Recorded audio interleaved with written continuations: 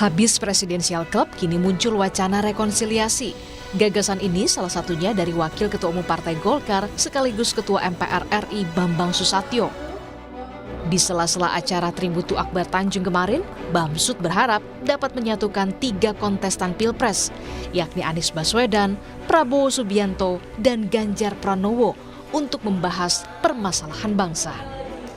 Sedang menyiapkan, menginisiasi suatu pertemuan rekonsiliasi ya, yang ingin menyatukan dalam satu forum 01, 02, dan 03 Pak Prabowo, Pak Anies, dan Pak Ganjar untuk membicarakan masalah-masalah terkait masa depan bangsa. Bamsud pun tak sendiri. Upaya rekonsiliasi juga bakal dilakukan bersama politisi Marwarar Sirait. Politisi yang besar di PDI Perjuangan dan sekarang bergabung dengan Partai Gerindra ini menghormati perbedaan sikap politik. Namun tak memutus silaturahmi apalagi demi kepentingan bangsa. Ya semua makin bersatu ya, makin silaturahmi. Masalah punya pilihan dan sikap politik yang berbeda tentu kita harus hormati. Misalnya ada yang bersama dalam pemerintah, ada yang luar pemerintah, itu tentu bagian dari demokrasi dan kita harus hormati itu. Tentu kita ingin pemerintah juga yang kuat, tetapi juga ada check and balance yang baik juga. Sebelumnya, wacana pembentukan Presidensial Club sempat menuai pro kontra. Lalu sekarang, yang digagas adalah upaya rekonsiliasi. Tentu yang jadi pertanyaan, mungkinkah ini benar-benar bisa diwujudkan dengan membawa nafas kepentingan bangsa? Tim Liputan, Kompas TV. Wakil Ketua Umum Partai Golkar sekaligus Ketua MPR RI Bambang Susatyo bersama politisi Gerindra Marwarar Sirait menggagas upaya rekonsiliasi 3 kontestan Pilpres 2024. Seberapa besar peluang rekonsiliasi ini akan terwujud dan apa yang akan dihasilkan dari rekonsiliasi? Kita bahas bersama Guru Besar Komunikasi Politik Universitas Nasional Profesor Lely Apriani. Prof. Lely, selamat sore. Selamat sore Mbak Cindy, Lely Apriani ya. Oke, Prof. Lely, kalau ngelihat ini kan ada wacana mau membentuk upaya rekonsiliasi. Ini memang benar mau rekonsiliasi atau jangan-jangan gimmick politik, Prof. Lely ngelihatnya? Ya, pertama kalau kita menilik dari istilah yang mereka gunakan, yaitu istilah rekonsiliasi, sebenarnya itu kan sebuah bahasa Yunani ya, kata lasso kalau nggak salah asal katanya, yang artinya mendamaikan kembali mereka-mereka yang sebelumnya bermusuhan, lalu kemudian menginginkan tiadanya kesalahan gitulah. Pertanyaannya, apakah mereka bermusuhan? Bukankah kedua pasang calon yang lain itu sudah mengucapkan selamat kepada Prabowo Subianto pasca keputusan MK? Artinya dua-duanya sudah meniadakan istilah persaingan. Jadi mereka bukan memegang kategori permusuhan, tapi persaingan dalam kontestasi. Menurut saya istilah rekonsiliasi itu sendiri tidak tepat. Nah, kalau kemudian kemarin ada pernyataan dari tokoh itu yang mengatakan kita menginginkan nanti ketika Pak Prabowo dilantik bersama Gibran, 2 pasang calon lainnya kita minta untuk bisa hadir. Saya pikir bahkan kemarin ketika Anies Baswedan dan Muhaimin datang di penetapan KPU, tapi Ganjar dan Prof Mahfud tidak, tapi mereka kan mau mengemukakan alasan. Kami kan posisi kami jauh, kami baru tahu menjelang sekian menit ya, sekian jam menjelang acara bahwa kami diundang. Artinya kalau memang ada keinginan dari yang akan dilantik, Pak Prabowo itu sendiri melalui timnya untuk mengundang, ya artinya bukan masalah rekonsiliasi, tapi memang masalah bahwa mereka kemudian sudah selesai dalam kompetisi, lalu kemudian mereka perlu bersama-sama misalnya menerima keputusan bahwa yang satu menjadi pemenang, yang 2 mendukung kemenangan itu akhirnya. Oke. Gitu Mbak. Oke, Prof. Lely. Kalau Prof. Lely kan tadi bilang ya, sebenarnya kan dua-duanya udah menerima hasil dari pemilu. Nah, artinya sebenarnya keputusan MK ya. Nah, artinya sebenarnya rekonsiliasi ini kepentingan dibaliknya sampai diwacanakan sama Pak Bamsud dan Bang Ara apa sih, Prof. Lely? Iya, saya pikir seolah-olah semua orang ingin berperan menjadi mediasi. Padahal sebenarnya cukup Pak Prabowo yang melakukan, "Halo Mas Anies, halo Caimin, halo Ganjar, halo Mas Ganjar, halo Prof Mahfud, nanti saya mohon datang," lewat telepon lalu kemudian ditindaklanjuti dengan undangan resmi, itu saja sudah cukup sebenarnya. Karena kalau kita menggunakan istilah rekonsiliasi, sebenarnya kalau kita meminjam istilah banyak tokoh, Galtung misalnya, Charles mengatakan, itu berlaku bagi mereka yang berkonflik. Nah, Oke. menurut saya mereka bukan berkonflik, mereka berkompetisi. Ada beberapa faktor yang seharusnya mendukung dan tidak mendukung dalam rekonsiliasi. Misalnya orang-orang yang terlibat di dalamnya itu tidak bisa lagi menghindar nih, karena suatu saat kan akan saling ketemu nih. Mm-mm. Biarpun ketika Pak Prabowo sudah dilantik dan mereka kemudian ditawarin koalisi tidak mau misalnya, tapi mereka suatu saat akan ketemu juga. Oke. Kemudian mereka ini sebenarnya semuanya kan diikat oleh nilai budaya yang sama. Kalau ternyata memang ada kesalahan, saling memaafkan lah. Menurut saya dalam sebuah pertandingan tidak bicara soal kesalahan, tidak bicara soal permusuhan, tapi persaingan. Lalu kemudian kan negara kita juga kan menginginkan semuanya saling berdamai gitu. Karena ini adalah konsep yang memang diatur di negara kita.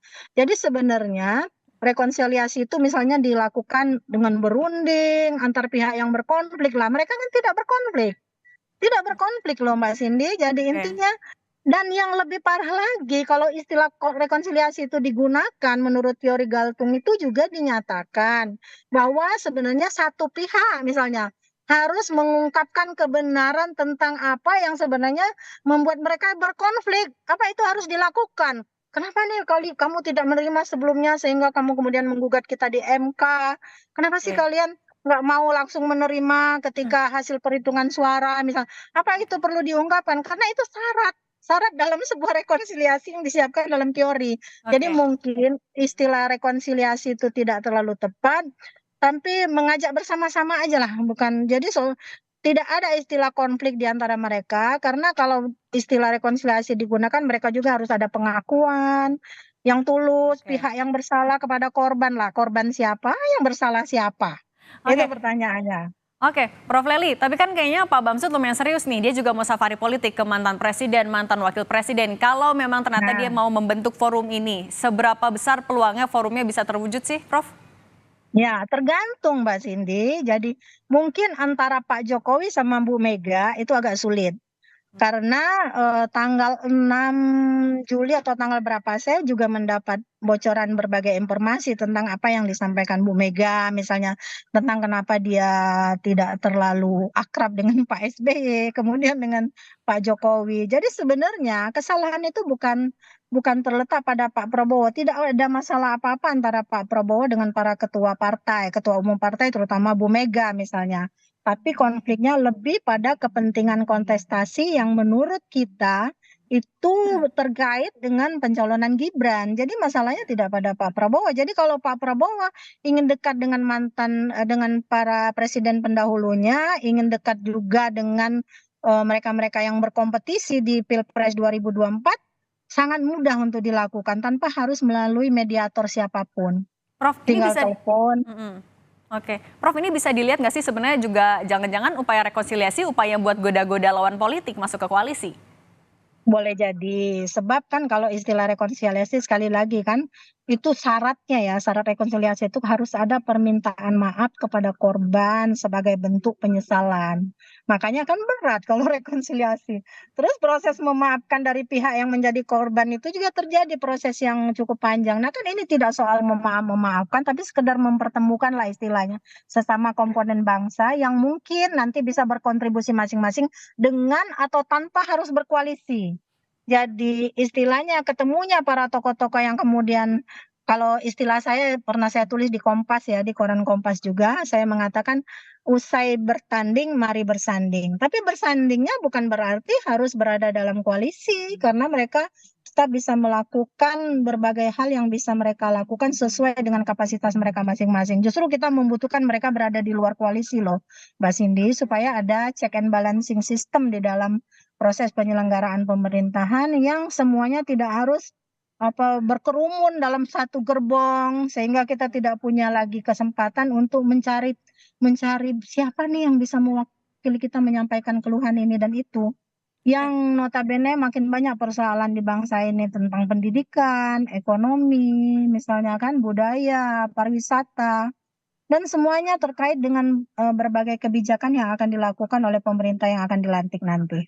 Oke, Prof. Lali kan juga dibilangnya salah satu alasan mau bikin forum ini karena tantangan Indonesia ke depannya semakin berat, semakin besar. Jadi butuh nih duduk bareng kita membicarakan solusinya dalam menangani hal-hal yang bisa jadi potensi ke depannya. Ini kan sebenarnya kalau kita tarik garis mirip aja nih sama alasan mau dibentuk Dewan Penasihat Agung, mau dibikin Presidential Club, mulai banyak nih ide-ide serupa. Sebenarnya arahnya mau kemana ini Prof. Lali?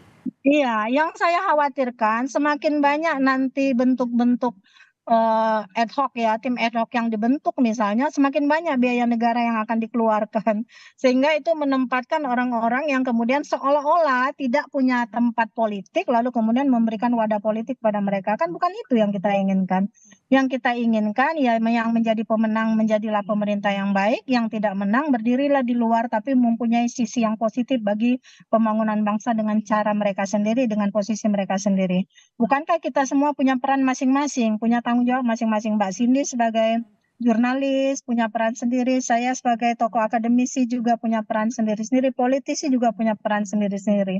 Tapi kalau semua orang dalam semua kapasitas itu bergabung jadi satu, kita akan kehilangan orang-orang yang bisa menjadi penegor lah istilahnya ya, menjadi pengkritik yang bersifat konstruktif. Jadi bukan penyinyir ya, tapi Oke. mereka yang bisa mengkritik berbagai kebijakan pemerintah yang semuanya adalah untuk kepentingan orang banyak. Tapi memang dibutuhkan mereka ketemu untuk saling ngobrol dengan hahaha. Meskipun ya dalam politik itu kesetiaannya bersifat dramaturgis Mbak Cindy, tergantung pada kepentingan saja. Jadi karena dia bersifat dramaturgis ya penuh sandiwara Oke. sifatnya gitu. Oke, Prof. Lali, tapi ini kira-kira ada hubungannya nggak sih soal rekonsiliasi dan kemarin Pak Jokowi yang bisik-bisik sama Bu Puan di Bali? Iya, sebenarnya kan kita ini yang melihat penampilan mereka di luar panggung yang seolah-olah gontok-gontokan, misalnya nih kalau mau jadi narsum aja di Kompas TV. Wah, di depan kamera mereka berantemnya segede apa gitu, padahal di ruang tunggu kita semuanya ketawa-ketiwi gitu kan. Nah, itulah karena apa? Komunikasi politik itu adalah komunikasi yang paling unik di antara sekian model-model komunikasi lainnya.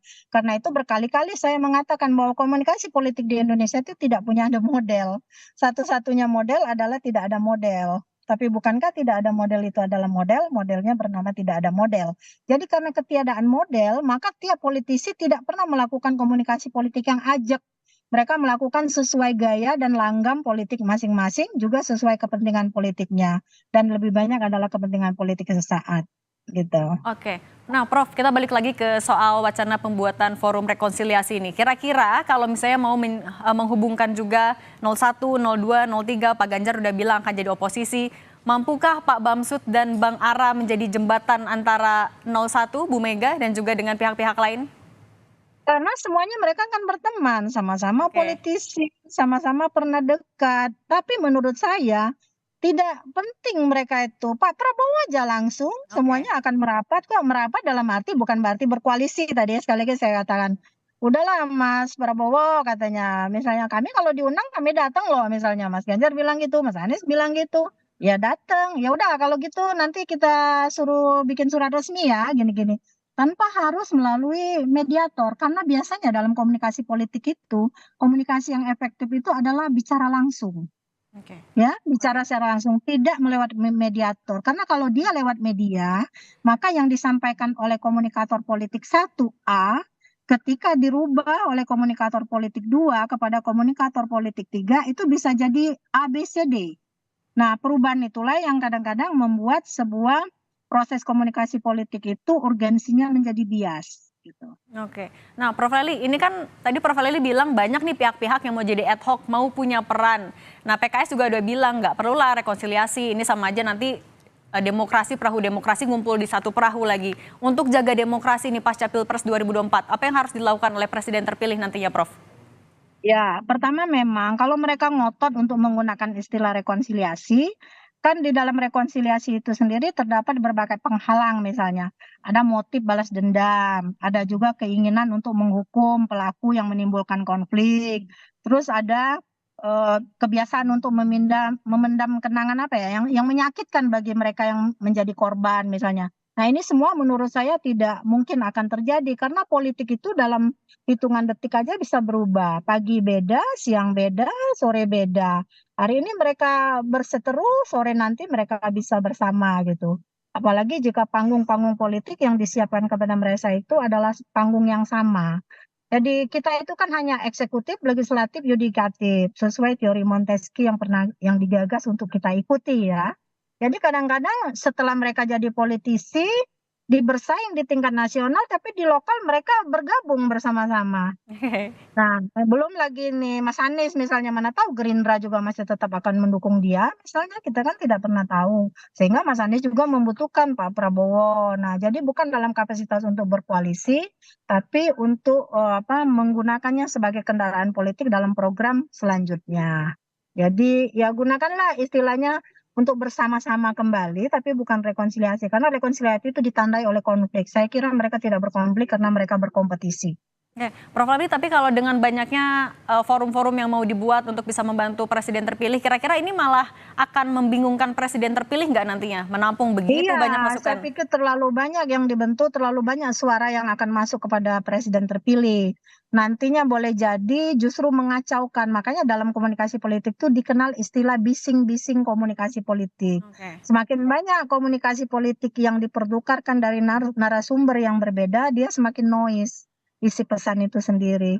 Jadi saya pikir tidak perlulah membuat begitu banyak gerakan, begitu banyak kelompok atau gerbong, tapi nantinya komunikasi menjadi tidak lebih efektif misalnya. Jauh lebih penting Pak Prabowo melihat kan semuanya sudah menjadi tokoh bangsa ya. Nah, tokoh-tokoh bangsa itu mereka dengan gampang kok bisa saling berkomunikasi, chatting, japri istilahnya, jalur pribadi kan, ketimbang melalui mediasi. Nah, kalau mediasi itu konfliknya memang udah menganga besar gitu. Oke. Ibarat luka itu korengnya udah nggak bisa lagi disembuhin misalnya. Maka itu menjadi masalah. Saya pikir ini tidak, ini soal soal kompetisi yang kemarin mereka berkompetisi, hari ini bisa bukan berkoalisi ya, tapi bersama-sama membangun jati diri sebagai politisi. Jadi politisi itu kadang-kadang juga terkaget-kaget ketika kita mempercayai ungkapan mereka. Oke, artinya kalau butuh masukan informal juga cukup ya komunikasinya sebenarnya? Sangat. Jadi komunikasi politik itu ada informal, ada non formal, ada satu lagi apa? Jadi informal, non formal, dan formal. Jadi non formal itu adalah pertemuan antara informal sama formal.